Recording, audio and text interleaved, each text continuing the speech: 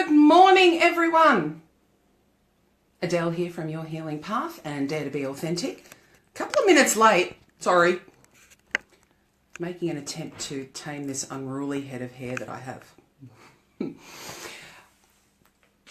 I hope you're all doing well today. It is another very, very crisp morning in Sydney today. And as promised, today we are talking about procrastination, and I wanted to say thank you so much to everyone who contributed to the post yesterday about if you think procrastination has a purpose. I loved all of the responses. Amazing that all of you that commented had a slightly different variation on why you believe procrastination occurs. And I think that's awesome, because to me, it's as the heading of this video indicates, get to know yourself and understand why you procrastinate, because the reasons you procrastinate are going to be completely different to why someone else procrastinates.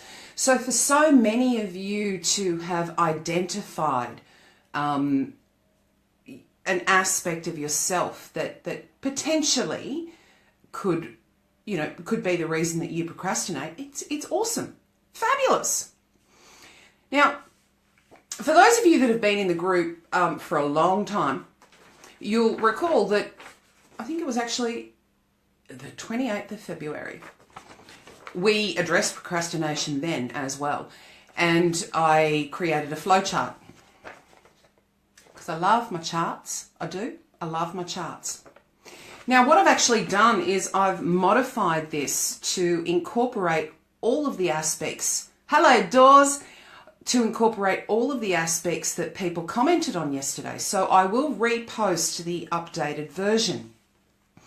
And I'm not going to go through the flowchart, because if you are experiencing procrastination, or if you are a procrastinator, then print off the flowchart, work through it. It's really, I think, really simple step by step on how to work out what's going on with you and how to identify why you're procrastinating.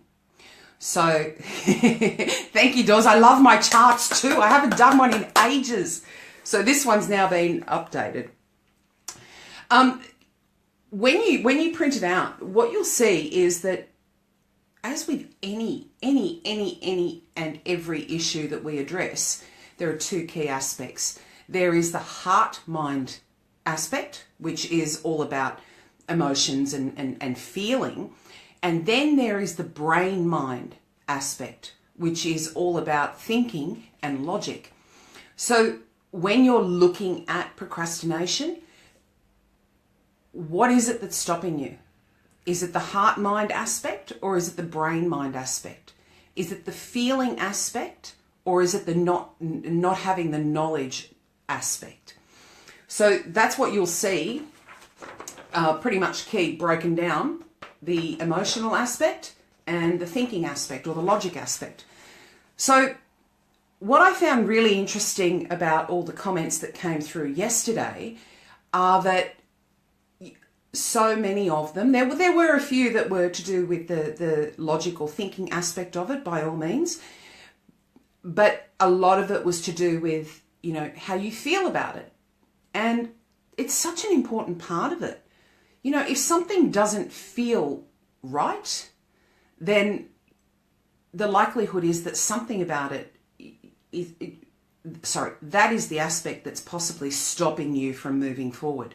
How you feel about it. Further to that, though, is understanding why you feel that way. So it's great to acknowledge that you procrastinate because it doesn't feel right. That's awesome. The next step beyond that is to ask yourself, why doesn't it feel right? Why? So I'm going to actually focus on that part of it, because the thinking and logic aspect of it is much more to do with technical knowledge, as in, I don't know how to do it, from a step-by-step perspective. I believe that the reason most people procrastinate is that it doesn't feel right. Because overcoming the technical aspect of things, as in gain more knowledge or educate yourself, those ones are relatively easy to address and overcome. It's the feeling aspect of it. It's the emotional aspect of it doesn't feel right, or I don't want to do this. Those parts of it are much harder to address. The other aspect is that I found, again, quite interesting, is that all of the comments that were made, I had a sense that it was to do with personal procrastination, not necessarily to do with if you are procrastinating about something to do with your work. When you have someone standing over your shoulder going, you need to, you need to, you need to. I was a classic for that when I was, when I was an employee of a company. When I didn't feel that something was, I didn't gel with something, whether it was the technical aspect or the emotional aspect, I was a great procrastinator because someone was forcing me to do something that didn't feel right, and I bucked against that. So overcoming procrastination in the workplace is a little bit more of a, not necessarily complicated, but slightly different issues involved in overcoming procrastination in the workplace. Overcoming procrastination in your own life, that's very much about how you feel about things. Hey Dom, how you going? So when you do go through this, pardon me, it's very much in plain English. I don't like to use big words and I don't like to use technical phrases. So it's basically you're having a conversation with yourself when you go through this flowchart. Now, what I have done is just on the left-hand side of it is the considerations, and they are the aspects that people commented about yesterday. So, considerations for procrastination. Big one, fear. So when you're addressing the fear aspect, what is it that you fear? What is it that you fear? The majority of the time, it's fearing change, fearing the unknown, and what that actually means to your life moving forward. Habit. Nice one, Simon. Simon stated in his comment that procrastination can become a habit. I have to just have some juice, excuse me. Which I'd never actually considered before.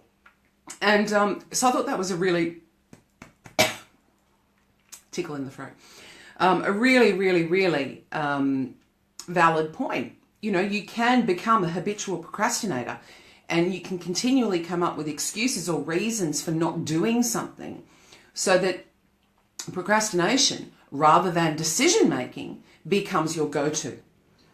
And you find every excuse under the sun to not do something, and you can justify it as well. So thanks, Simon, for pointing that out. Again, I hadn't thought of that aspect of it. Big one that was initially raised by Victoria was, going way back, way back, and I interpreted it as the survival mechanism. There's a lot of fight or flight aspects involved in procrastination. And also, I think Simon also, the internal alarm system. I'm a fan of that. Hang on, which part, Dawes? The fight or flight? Just give me a like.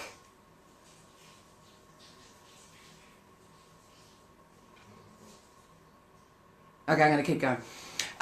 The internal alarm system. I strongly believe, it's a given. It's a given in the world I live in. Your emotions. Habit. Doors. Doors. That's not you anymore. No. You're an action taker. Really? Habit? I don't think so. Emotions in general are our internal alarm system, or our the ones that trigger things in us in a negative way. Are an internal alarm system. They're our body's way of saying, you know, danger, Will Smith. You know, that they are that robot. Oh God, look, you know, I just go off tangent, and my brain just goes off tangent. So our emotions are always telling us something. They're always talking to us. So procrastination absolutely is an internal alarm system. Something about the task that you have to do does not sit comfortably with you. And then a great point by Nicole and a few other people, that the time aspect and timing aspect of things. And Deb McPherson, to gather factual information. Great one. You don't want to proceed if you don't have the facts. Makes complete sense to me. And, you know, if that is an aspect of why you're not doing things, don't call it procrastination. It's not. It's actually being sensible about a decision that you have to make. So gathering factual information, I actually don't think is necessarily related to procrastination. And do yourself a favour, if you are not doing something because you are gaining more factual information, give yourself the credit to understand that you're doing the right thing for you. What you're doing is finding out more information so that you can make the right decision for you, which is awesome. Further to that was, again, Nicole King, assess, prioritise, evaluate, reassess, and then gain confidence. Again, ties in with timing or time aspect of procrastination and with gathering factual information. If that's the case, pat yourself on the back that you're being smart enough to not take radical, rash action that could have adverse effects. So, you know, there are a lot of different aspects involved in procrastination. Again, I just want to reiterate that one of the most important aspects is understanding why you procrastinate. And as my gorgeous Kelly Ray said, is that you've made a decision to procrastinate. And then look at the reasons behind why you have made that decision. And that's where the flowchart's going to come in handy. So, I think only Dawes is still on. Possibly Don, I'm not sure. Did you guys have any questions at all? Yes? No? Maybe? Who knows? If you're watching this on the replay and you have any questions about your personal experience with procrastination and what you may be going through from, in something in your life that you're, thank you, Dawes, that you're procrastinating on, put it in the comments. And I'll do my best to sort of answer specifically to your situation. Take it one step further.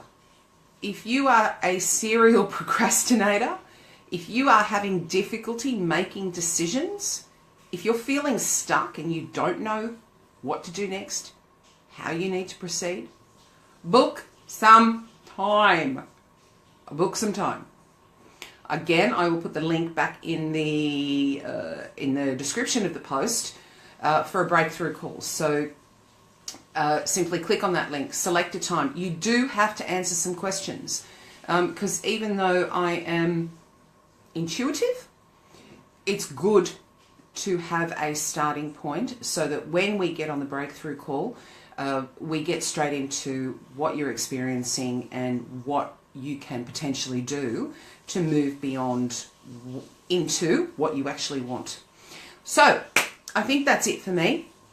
It's Wednesday today, so tomorrow's Thrasher Thursday. I get to have fun. Oh, I'm going to just read what you wrote, Dawes. It isn't you anymore, but I've realised that when it comes to certain desire, which is something purely for me, I've fallen into the habit of saying I'm too busy. Ooh. Nice calling yourself out on that, Dawes.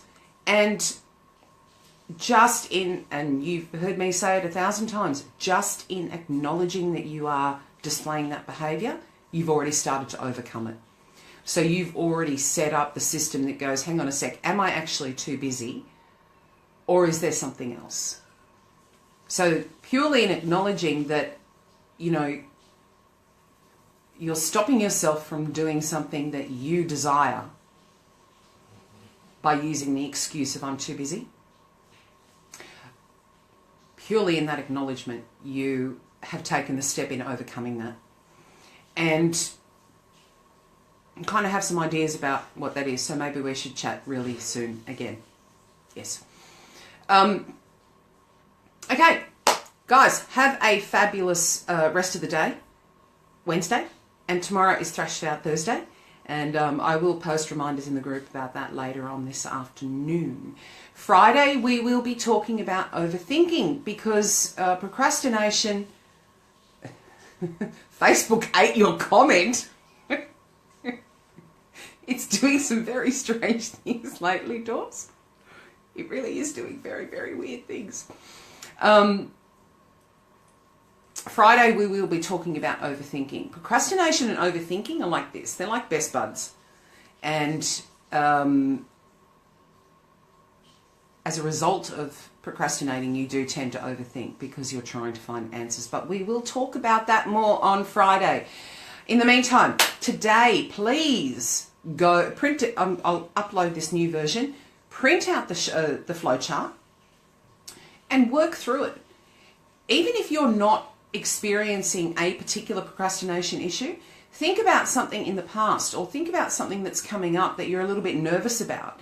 Go through the flow chart and get to the core of what could potentially be causing that degree of discomfort. Have a fabulous day. I will see you guys. Oh, look, I'm popping in a lot unannounced lately, so who knows when you will see me next, but you will guaranteed to see me on Friday morning. Mwah. I love you all so much. I do keep saying that, and I hope that you understand that that is very, very sincere. Have a wonderful day. Bye.